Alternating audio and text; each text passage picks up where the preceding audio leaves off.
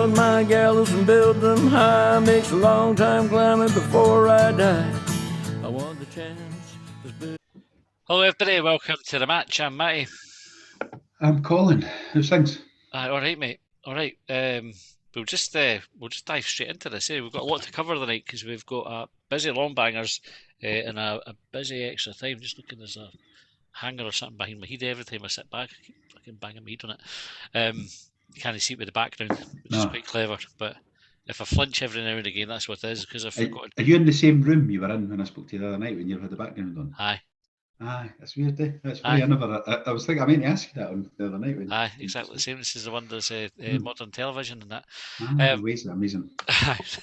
Celtic beat us 3-1 yesterday. The match, well, if you're new to the match, this is where we're just going to talk through the highlights of the game, as it were.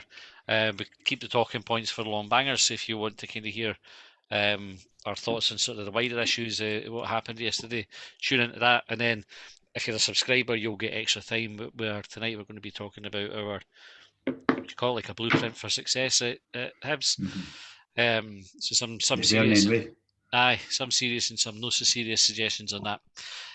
But to kick off, then let's run through the starting 11 that lined up at Parkhead. So Marshall in goals, and then when you see the team call, it's quite hard to kind of pick out where everybody should be or even where they played, right? So you've got Miller, Chabraya, Hanlon, Doyle Hayes, Jago, Stevenson, Yuan, Fish, Egan Riley, and Campbell. Yeah. So a really defensive team. Any problems with that, given how we've been against Celtic this season? No. I mean, I seen it. I got sent it. Well, at 2:00 or whenever when it comes out. Up front here, I've not seen the whole game because I was at my daughter's game. I have seen the highlights and that. But when the team came out, I just thought, oh, that's all the defenders. And I thought, I came up, fuck it. Why no, eh? Why try something different? We've tried and failed the other way. Aye. And it's funny because I think I mentioned it to you, but I don't think I've said it when we've been recording. I was listening to The Terrace last week with Tony and that, and there was a Rangers fan on with him, one of the Rangers fan contributors that's on it. And they were talking about how teams like Dundee and I think Queen of the South and that have had more success against Rangers this season by just sitting in. And the Rangers fans' point was, I think why Aberdeen, Hearts and Hibs didn't do that because they've got better players. And if they do it, they've got a better chance of succeeding. Because I think Wraith Rovers, maybe, was it Wraith Rovers last week? They lost by 3-0. Aye, but they did keep it tight. I think they made it hard for them. And Dundee lost 1-0 and, somebody else was 1 or 2-0 as well. So that's been harder games than coming to Easter Road and winning 4-0 and stuff because they've got a game plan to stop them. Whereas we're thinking, and I think the way Tony might have phrased it was maybe too arrogant. And I find it, which is funny, but that's I think he's right that we do go into them. We need to match them. We need to beat them, and it's like that. The way to beat them isn't by playing them at their own game. It's by stopping them. It's like a historic. I suppose it does go back to what we're saying. Maybe this isn't for the match. It's something that we can talk about in the in Longbangers. But just while we're on it, we spoke about it last week how the gap's getting wider and.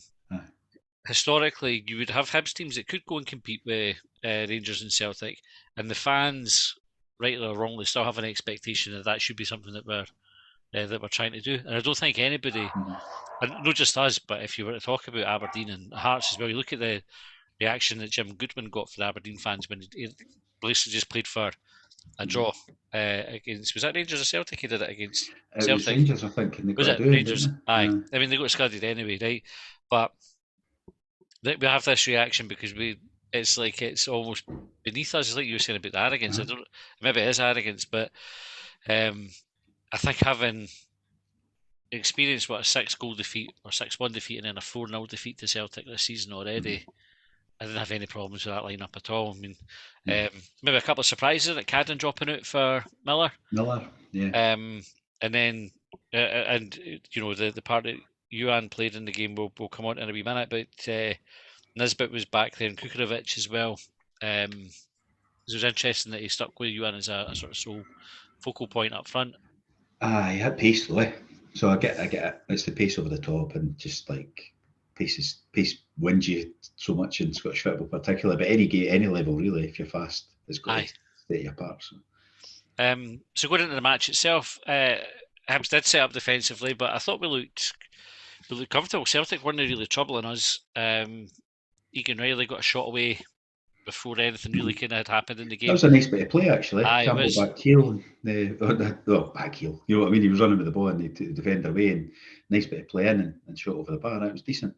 Aye, and a wee bit of positive intent. And I think I quite liked to see that, because when you see the lineup, you think actually we are just going to sit and park the bus and not really venture forward. But it did show that we had an intention to go and try and take something for the game.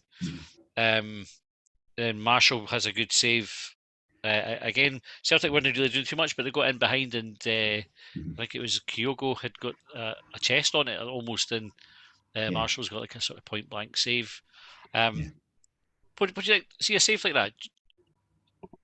Does it look better than it is, or am I doing him a disservice? It's like one of these ones where it's point blank, and you look at it real time, and you go, "What the fuck, it's save!" Aye. And then you look at it, it's kind of right like that. Aye, it was right at him. But if he didn't save it, you'd be going fucking daft. That's one of the ones. So it's like it is a good save. It's no like, but it's what Craig Gordon's made his name on it. Aye, I suppose. And it's reactions. It's just reactions. But if you don't save it, I mean, you look a total fucking mug, don't you? And you give him credit for being in the right place for it as well, because I suppose it'd be easy to kind of get. He's done two. There's two that were right at him that look sort of spectacular in that, but they're just, if he didn't make the saves, like, you'd be going, fuck me. Aye, and we really needed Marshall to be in that kind of form yesterday, and it was good that he was.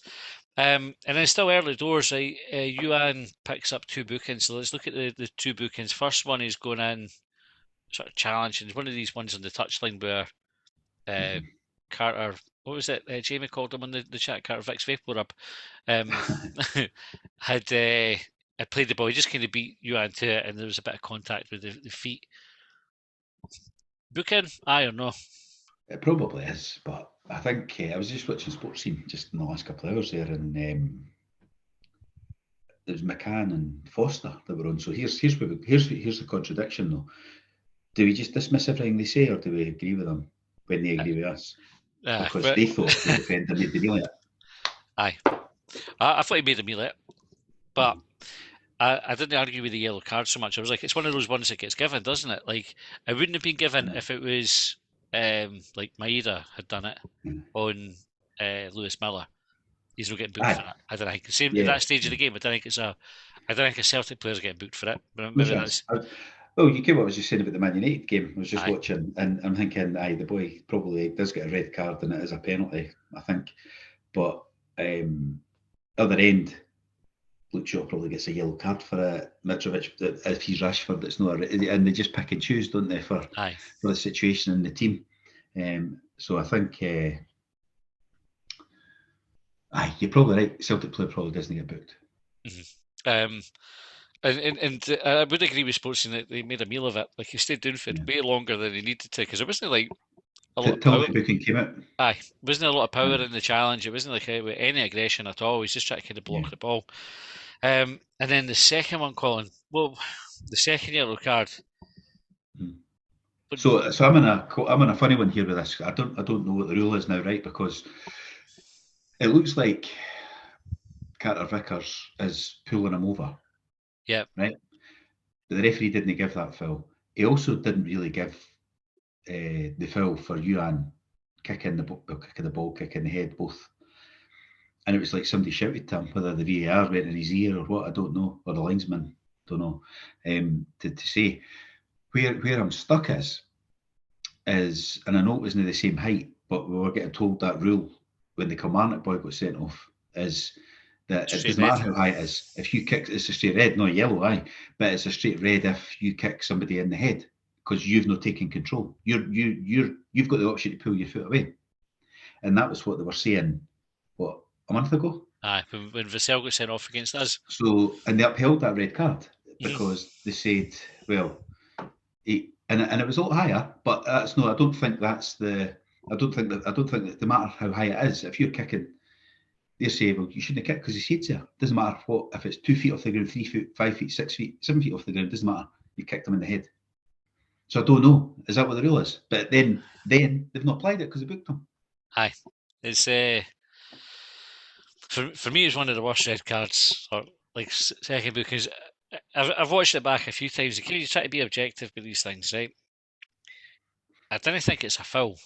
I think if you give it, you can make an argument it's a foul for Hibs because Carter Vickers is more obvious from behind because he's got his right hand up high on Yuan pushing him over and his left hand's pushing him as he's trying to come through the back of him, which you're not allowed to do. As Yuan's fallen down, he's put his foot up to kind of get a touch on the ball. Carter Vickers has fallen forward, his head's down. You could, if the referee hadn't gone back to that incident at all, nobody would have batted an eyelid. We wouldn't have been screaming that's a fucking foul, and Celtic wouldn't have been screaming that's a foul, or they might have been, right? Or I might have been, right? Aye. But there wouldn't have been anything. You could easily dismiss it as like a challenge that happens in the game, and I don't think the referee would have got any criticism for that if he'd left it. He wouldn't have even showed it tonight. Aye, that's it.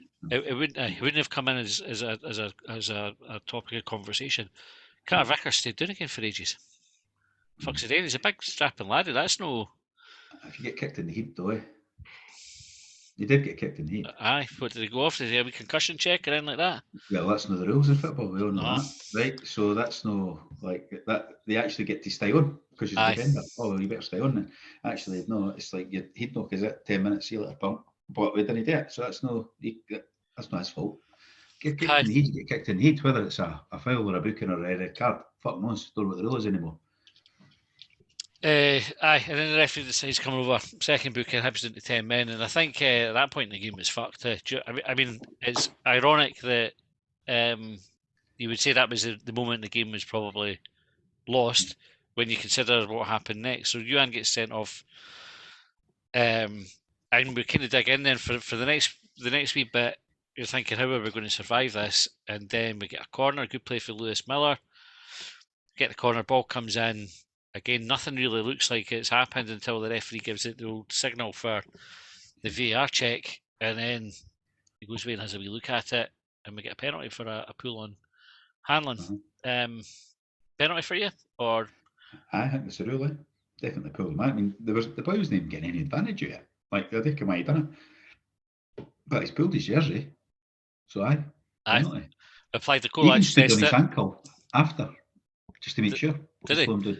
If you watch Hanlon, it's like he pulls him back and he puts his, I'm not saying deliberately, like, but he stood on his foot ankle because then Hanlon's like hobbling away after it. So it's definitely, I think it's a penalty, but you hardly get them. You don't get them. Maybe VAR's the difference there because you don't normally get it.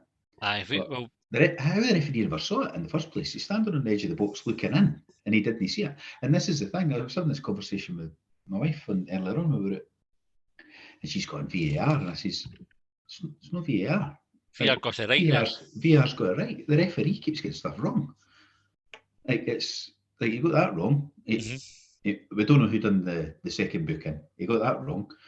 He got the other one later in the game wrong. He gave the penalty when it wasn't. And we'll talk about the referee and that probably on the main show. But it's no VAR really wasn't the problem. Instead, as much as it'll get dragged into it, it's a referee. Aye.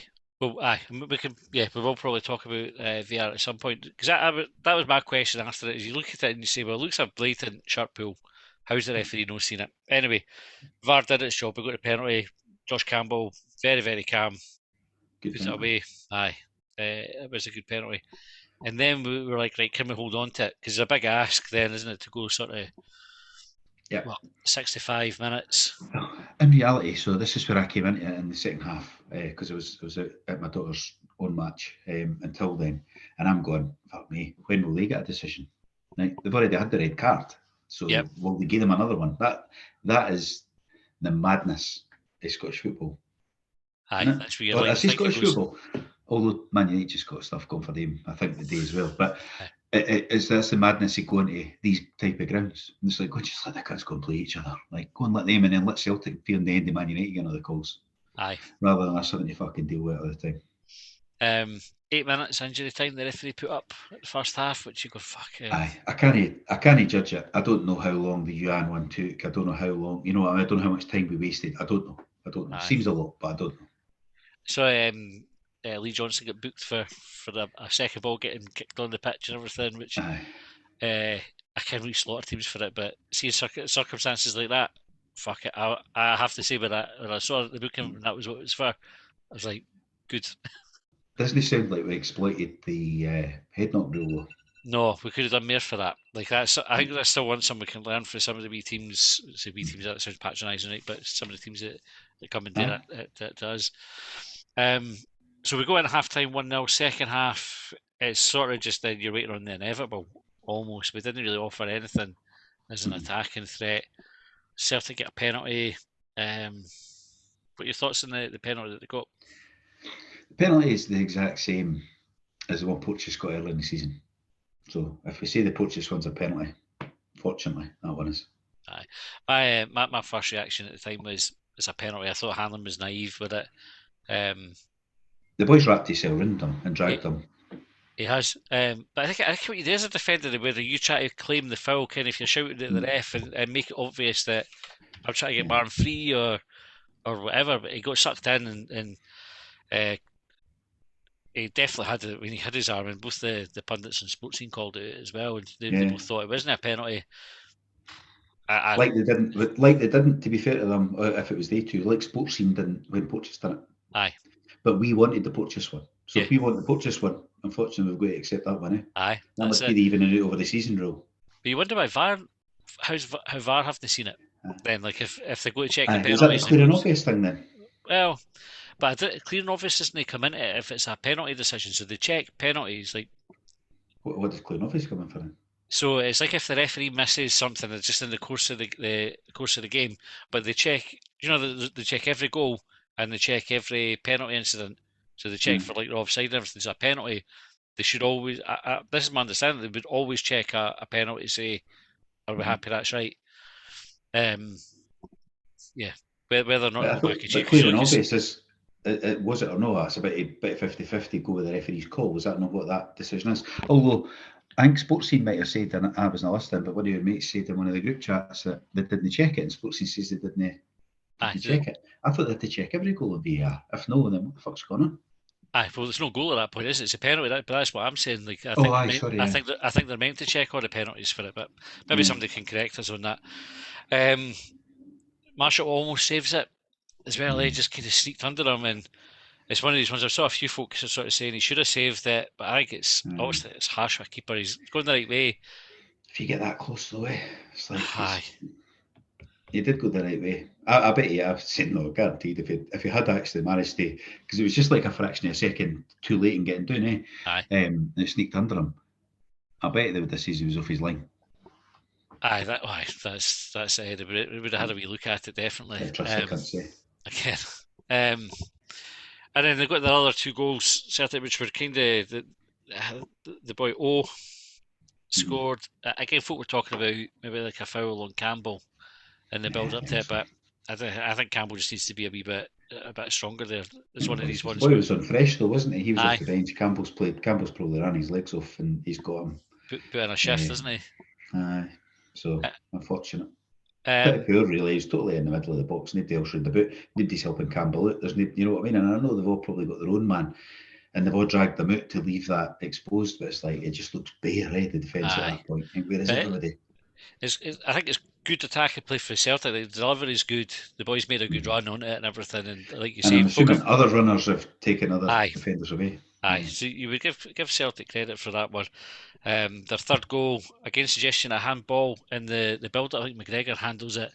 It's an interesting one, right? So the rule on handball is if the scorer handles it anywhere, it gets disallowed. Do you know, like the defence, if a defender handles it, it's got to fit again below the t-shirt line sometimes when they want to apply that rule. Then that's the rule. Arms outside their body when it's no dangers.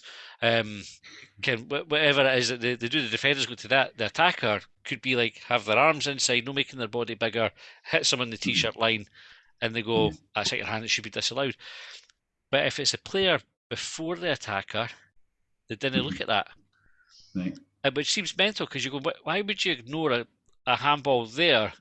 Because it's not the attacker that's scored it.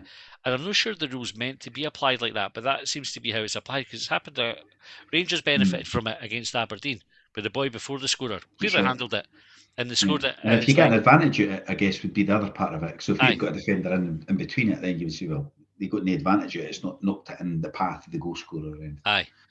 But I think if it's part of the build up to the goal, then that should be considered as a foul. But I think the way that they interpret that rule is they go, well, it's not the scorer, so we ignore it. It just seems stupid. And then the last thing I kind of call out, because they scored the third goal. Like I said, the shot for the edge of the box. It was a good finish. It was just a good finish. You give the boy credit for that. The referee had given a penalty as well. Before that. Which he tripped over his heels. I think he was even diving. He just made a mistake. Fell over. Aye. But even if he's no clipped his heels, Marshall clearly plays the ball. I did see. I don't know. That's right. Absolutely. I don't know how the referee looks at that and goes, "That's a fucking penalty." I mean, it was. Yeah, we'll talk about the referee more when we record Longbangers. One of the most incompetent displays of refereing I've seen in a while. Legend. Aye, for a cup winning legend. And then obviously VAR did its job again, and they've had a word with him and said that isn't right. They've checked the penalty, as I was saying. You need to check. Maybe that was because it was clear and obvious, and it got rescinded. Anyway, it's a funny one. You think back to the last game at Parkhead, we came away all pretty raging about it. We'd conceded 6 goals, felt pretty despondent. Although we lost the game, right, so we come away again with nothing. I was quite happy with how we played. I was quite happy with the performance and what the team had put into it. Yeah, we keep letting goals in the last minute in these games and make the fucking scoreline look so much worse. Aye, it's third goal going in the 95th minute, fucking regular. Aye, it's when the kind of games gone. Maybe we could be tightening up, because 2-1 would have maybe been a fairer reflection in the game. Perception, and it's just a perception for folk looking back, going, fuck it, we got pumped 3-1, 3-0. You know what I mean? It's like goals in the last minute, like when the game's done and you're chasing it, or whatever. I wasn't chasing it yesterday enough, but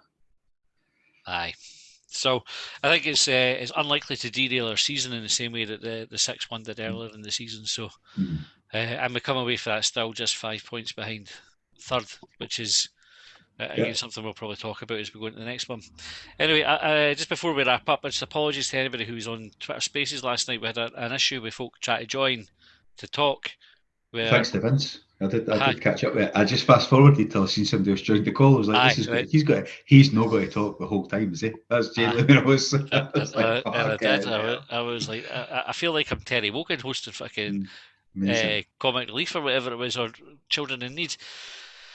So apologies for that. It wasn't that we didn't want to hear from anybody. It was folk were trying to get on and we couldn't, for whatever reason, Twitter wouldn't connect them. So I never published it. It's not worth listening to go back to, because it's just me rambling on until Vince comes and says something sensible. Right, we're away to record Longbangers just now. If you're a subscriber, you'll get that tonight, which is Sunday.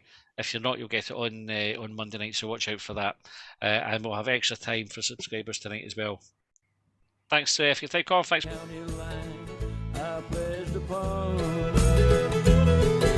they trailed me down when I broke free. I drank all the whiskey in Tennessee.